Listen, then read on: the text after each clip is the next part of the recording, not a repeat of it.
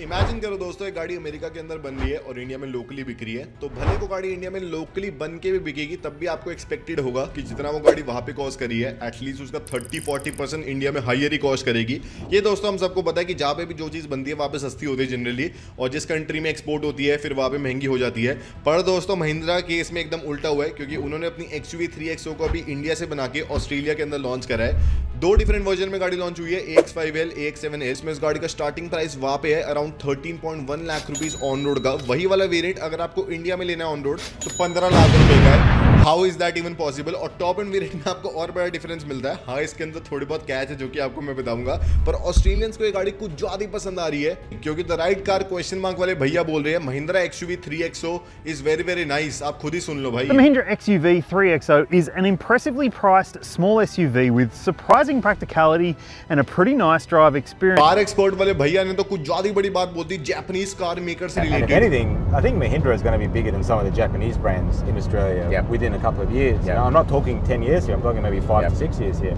So it'll be very interesting to see. But और वही हमारे कार सॉस वाले भैया, he is a very good friend, बोल रहे हैं कि he is very very excited for this car. To be honest, I'm pretty damn excited for it to come. I think it's going to be a bloody awesome car. और महिंद्रा भी काफी high M कर रहे हैं अपनी XUV 3XO के साथ Australia के अंदर। उन्हें काफी जम्प्स मारने अपनी सेल्स नंबर के अंदर। और उससे पहले दोस्तों सब्सक्राइब कर लो और लाइक दिस वीडियो। छोटी छोटी चीजें हमें काफी मोटिवेशन देती हैं, कर लोगे तो काफी मजा आएगा। तो दोस्तों वैसे अगर आप देखें XUV 3XO के अलावा ऑस्ट्रेलिया में महिंद्रा की ऑलरेडी 3 डिफरेंट कार्स आ रही है। एक है उनका Scorpio S11 pickup truck 4x4, $40,000 में ये वाला ट्रक आता है। इंडिया में अगर आप कन्वर्ट करें अराउंड 25-26 लाख रुपए होता है। और वहाँ के best selling segment 4x4 UTs के अंदर आता है। ऑस्ट्रेलिया में लोगों को पिकअप ट्रक्स काफी पसंद है, क्योंकि वहाँ पे लोग काफी कम है, रोड्स काफी लंबी होती है, तो उन्हें थोड़े ऐसे लाइफस्टाइल ओरिएंटेड व्हीकल्स काफी पसंद है। और इसके अंदर भी उनका मेन क्राइटेरिया होता है कि ट्रक के अंदर काफी बढ़िया पावर हो, ताकि वो काफी सारा सामान खींच पाए इसके पीछे, और काफी बढ़िया उसके अंदर रिलायबिलिटी हो, क्योंकि वो 2-3 लाख किलोमीटर रैंडमली 2-3 सालों के अंदर अपनी कार्स को चलाते हैं। अब स्कॉर्पियो S11 पिकअप ट्रक का स्टार्टिंग में प्राइस काफी कम था ऑस्ट्रेलिया के अंदर, तो इसलिए टोयोटा हाइलक्स या फिर फोर्ड रेंजर के कस्टमर इस वाली गाड़ी को खरीदने का सोचते थे। पर अब इसका प्राइस भी $40,000 का पहुंच गया वहां पे,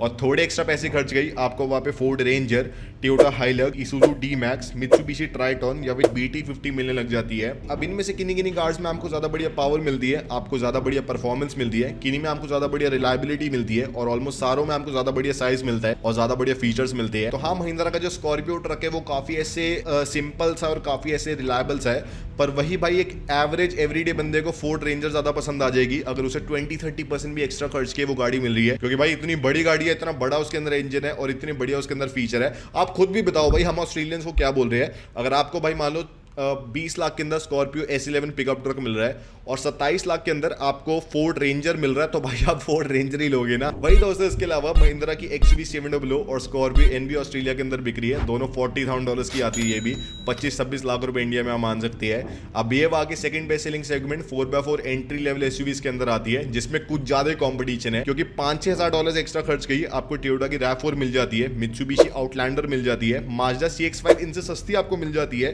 किया स्पोर्टाज भी आपको इनसे सस्ती मिल जाती है, और Hyundai Tucson का भी आपको एंट्री लेवल वर्जन इनके सेम प्राइस में मिल जाता है। इनके अंदर भी अगर आप देखें टोयोटा के पास काफी बढ़िया ब्रांड वैल्यू है अपने RAV4 के साथ। मित्सुबिशी आउटलैंडर के अंदर आपको काफी बढ़िया फिट एंड फिनिश मिलती है, किया स्पोर्टाज के अंदर आपको बढ़िया एफिशिएंसी मिलती है, और Hyundai Tucson में आपको बढ़िया फीचर्स मिलते हैं। और ये सब तो दोस्तों चलो बढ़िया ही है, पर वहां पे अगर आप उनकी टॉप 10 बेस्ट सेलिंग गाड़ियां देखें तो उसके अंदर टोयोटा लैंड क्रूजर आती है, लैंड क्रूजर प्राडो आती है। तो इससे हमें समझ आ रहा है कि ऑस्ट्रेलियन कंज्यूमर सिर्फ प्राइस पॉइंट में नहीं जाते, उनको प्रीमियमनेस चाहिए और उनको बढ़िया पावर और बढ़िया रिलायबिलिटी चाहिए अपनी गाड़ी के अंदर। पर दोस्तों वहीं पे ऑस्ट्रेलिया में एक सेगमेंट है जो कि इन सबसे एकदम डिफरेंट है और बेस्ट परफॉर्म कर रहा है, वो है एकदम एंट्री लेवल स्मॉल SUVs वाला, जिसकी पिछले 10 साल के अंदर 3 गुना सेल्स हो गई है, और पिछले साल ही सबसे हाईएस्ट ग्रोइंग सेगमेंट है।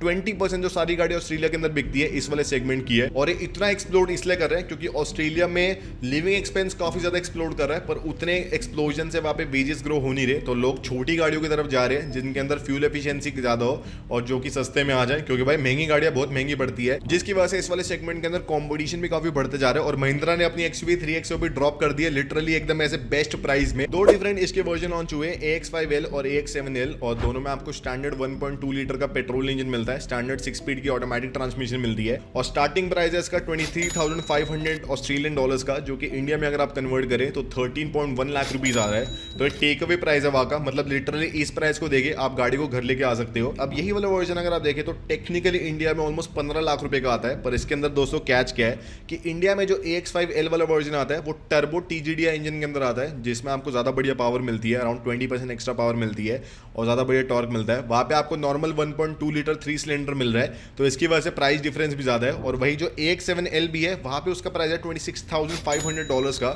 तो अगर आप कन्वर्ट करें अराउंड 14,80,000 रुपये आता है। सेम वेरिएंट इंडिया में अगर आप लेने जाए 18.5 लाख के आसपास का है, पर वही डिफरेंस है कि इंडिया में TGDI ऑप्शन के साथ आता है, वहाँ पे नॉर्मल 1.2 लीटर 3 सिलेंडर के साथ आ रहा है। तो मेरे ख्याल से टेक्निकली महिंद्रा को टर्बो इंजन ही ऑफर करना चाहिए था, क्योंकि ऑस्ट्रेलिया में लोगों को पावर काफ़ी जरूरी है अपनी गाड़ी के अंदर, कुछ ज़्यादा उन्हें बढ़िया एक्सेलरेशन चाहिए होती है। पर फिर भी दोस्तों अगर आप देखें तो गाड़ी काफ़ी एक्सेप्शनल है, क्योंकि इतने कम प्राइस में इन गाड़ियों में आपको स्टार्टिंग वाले वेरिएंट्स में अलॉय व्हील्स मिलते हैं, LED लाइट्स मिलती है, सनरूफ मिलती है, इंटीरियर के अंदर 10 इंच की स्क्रीन मिलती है, इलेक्ट्रॉनिक पार्किंग ब्रेक मिलती है, ADAS लेवल 2 स्टैंडर्ड मिलता है हर एक वेरिएंट के अंदर। और वही अगर आप AX7L लेते हैं तो आपको पैनोरामिक सनरूफ मिलती है, 17 इंच के डुअल टोन अलॉयज मिलते हैं, इंटीरियर में लेदर सीट्स मिलती है, और वहाँ पे स्पेसिफिकली महिंद्रा ने इसके अंदर वेंटिलेशन वाली सीटें भी डाल दी सामने, तो हमसे बढ़िया फीचर उनको दे दिया, भले इंजन थोड़ा कम अच्छा दिया, और आपको इंस्ट्रूमेंट क्लस्टर पूरा डिजिटल मिलता है और बढ़िया भाई सारा कुछ मिलता है। और इसका अगर आप देखें वहाँ पे कॉम्पिटिशन 5 डिफरेंट गाड़ियों से होता है, जो कि वहाँ पे एकदम ऐसे बढ़िया ग्रो कर रही है। पहली गाड़ी है Hyundai Venue, जिसकी पिछले साल वहाँ पे 7,000 यूनिट्स की सेल हुई है, और ये इसका लीस्ट कंपटीशन है, लीस्ट सेलिंग कंपटीशन है। अब Hyundai Venue वहाँ पे अभी भी जो प्री फेस लिफ्टेड वाला एरा है उसके अंदर आ रही है, इसमें आपको बेकार सी 8 इंच की स्क्रीन मिलती है, बेकार आपको लुक्स मिलती है। इंडिया से तो आपको थोड़ा बड़ा साइज मिलता है, 4.1 मीटर की इसकी लेंथ है, 17 इंच के आपको डुअल टोन व्हील्स मिलते हैं, और आपको छत में सनरूफ मिलती है। पर इसमें फर्क क्या है कि इंडिया में 1.2 लीटर में आती थी ये गाड़ी, वहाँ पे 1.6 लीटर में आ रही है, क्रेटा वाला इंजन आता है इस गाड़ी के अंदर, तो आपको पावर थोड़ी ज्यादा मिलती है। और वहाँ पे इसका प्राइस अगर आप देखें अराउंड 27 से लेके $33,000 का है, तो अराउंड $3-4 महंगी है गाड़ी वहाँ पे, और इसमें आपको कम फीचर्स मिलते हैं। तभी इस गाड़ी की 2024 में 7,000 यूनिट्स की सिर्फ सेल हुई है, तो महिंद्रा की हमारी XUV 3XO इसको तो NED बीट कर देगी, our car is much better. दूसरे नंबर पे आती है Kia Stonic, जिसकी पिछले साल 8,500 यूनिट्स की सेल हुई है, और एक तरह से Hyundai Venue का एक थोड़ा अलग बॉडी फॉर्मेट वाली बहन है, जिसमें आपको हाइट थोड़ी कम मिलती है, थोड़ी ऐसे हैचबैक वाली फील मिलती है, पर वही आपको नॉर्मल 8 इंच की स्क्रीन मिलती है, वही आपको 1.6 लीटर का इंजन मिलता है, 17 इंच के आपको लॉज मिलते हैं, एकदम भद्दी लुक्स मिलती है, और वही आपको सेम सारा कुछ मिलता है। पर इसका प्राइस है 25 से लेके $33,000 का, तो ये गाड़ी भी अराउंड $3,000 महंगी है एज कम्पेयर टू हमारी XUV 3XO। Our car is going to beat this shit. अब हमारी अगली 3 गाड़ियां चाइनीज है, जो कि वहाँ पे बहुत बढ़िया बिक रही है। एक है हवाल जॉलियन, जो कि अभी रिसेंटली लॉन्च हुई है। इस गाड़ी के अंदर दोस्तों आपको काफी बढ़िया फीचर्स मिलते हैं टेक्निकली, क्योंकि ये गाड़ी हाइब्रिड ऑप्शन के साथ भी आती है। साथ ही में आपको इसमें रोटेटिंग वाला गेयर लीवर मिलता है, छत में आपको पूरी पैनोरामिक सनरूफ मिलती है, स्टैंडर्ड आपको ADAS मिलता है, और 1.5 लीटर इंजन ऑप्शन में गाड़ी आती है, और इसकी लेंथ भी काफी ज्यादा है, 4.2 मीटर के आसपास की है, तो बड़ी भी है गाड़ी। इसका वाला स्टार्टिंग प्राइस अराउंड $25,000 का वहाँ पे, तो इसके काफी आसपास ये XUV 3XO के, और इसकी सेल्स भी वहाँ पे काफी हाई हो रही है, 2,000 यूनिट्स पर मंथ की बिक रही है। फिर दोस्तों इसके बाद जो अगला और बड़ा कंपटीशन है वो है MG ZS, जो कि इंडिया में बिकती है। अब आप कहोगे भाई इंडिया में तो MG ZS एकदम डिफरेंट लेवल की गाड़ी है, तो तू XUV 3XO से कैसे राइवल कर रहा है, पर टेक्निकली इसके सेगमेंट की यही गाड़ी वहाँ पे आ रही है। अब इसके अंदर दोस्तों आपको ऑलमोस्ट हर एक चीज बढ़िया मिलती है, आपको साइज काफी बड़ा मिलता है 4.3 मीटर का, आपको लुक ज्यादा बढ़िया मिलती है मेरे ख्याल से, आपको ज्यादा बढ़िया फीचर्स मिलते हैं इंटीरियर में, आपको लैम्बोर्गिनी वाला पूरा डैशबोर्ड मिलता है, ज्यादा बड़ा इंजन मिलता है आपको, और इसके अंदर भी आपको हाइब्रिड का ऑप्शन मिलता है, पर वो काफी महंगा है। इसका वहाँ पे स्टार्टिंग प्राइस है $26,000 का, और इसके पिछले साल वहाँ पे 22,000 यूनिट्स बिकी है, तो ये काफ़ी बड़ा कंपटीशन है, और महिंद्रा के लिए इसको बीट करना थोड़ा मुश्किल होगा मेरे ख्याल से, क्योंकि ये ज़्यादा हर चीज़ बढ़िया दे रही है 20% एक्स्ट्रा प्राइस में। और जो इनका सबसे बड़ा कंपटीशन है वो है चेरी टिगो 4 प्रो, जो कि एग्जैक्टली सेम प्राइस में आती है जितना XUV 3XO वहाँ पे आ रही है।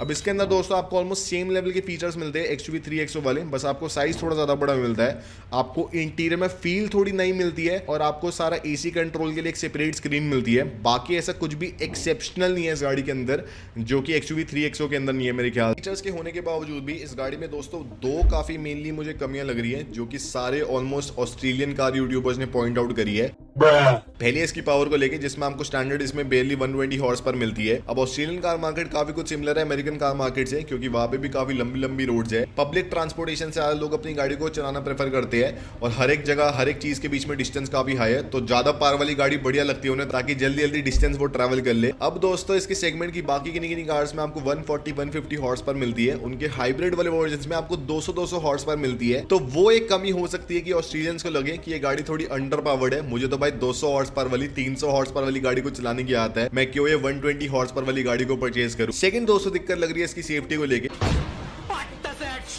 जिसमें महिंद्रा ने तो स्टैंडर्ड इस गाड़ी के अंदर ADAS लेवल 2 और बढ़िया चेयर बैग्स को ऑफर करा है। पर दोस्तों अगर आप देखिए स्कॉर्पियो एन के टाइम में महिंद्रा ने बढ़िया उस गाड़ी को लॉन्च किया था और चेयर बैग्स को ऑफर किया था, पर ADAS नहीं आता था उस गाड़ी में, जैसे इंडिया में भी नहीं आता था।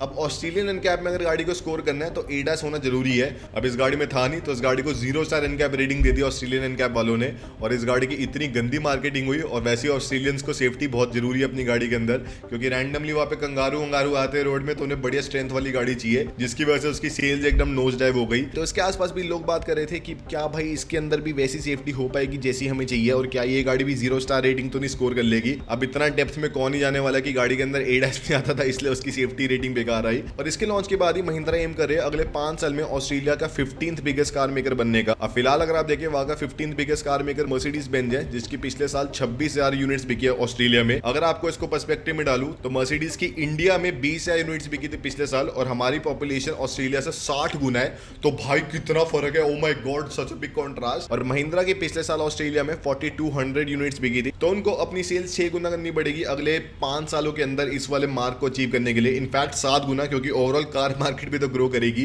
तो ऑब्वियसली दोस्तों सिर्फ इस गाड़ी के बलबूते तो होने नहीं वाला, वो अपनी थोड़े पिकअप ट्रक्स को लॉन्च करेंगे, for example Scorpio N pickup, जिसके ऊपर वो काम कर रहे हैं। साथ ही में अपनी थोड़ी नई इलेक्ट्रिक कार्स को, फॉर एग्जांपल BE6 XEV9 को वहां पे लॉन्च करेंगे। साथ ही में अपनी थार स्पोर्ट को अगर वो वहां पे लॉन्च कर दे, थार का वहां पे बहुत ही क्रेज है, पर कॉपीराइट केस के चक्कर में वो लॉन्च नहीं करते वहां पे। थार स्पोर्ट की डिफरेंट डिजाइनिंग करके अगर वो लॉन्च कर दे, I think so that can be a really successful product. बाकी आप बताना आपको क्या लगता है महिंद्रा कैसा काम करेंगे ऑस्ट्रेलिया के अंदर, और लाइक शेयर सब्सक्राइब कर देना इस वाली वीडियो को।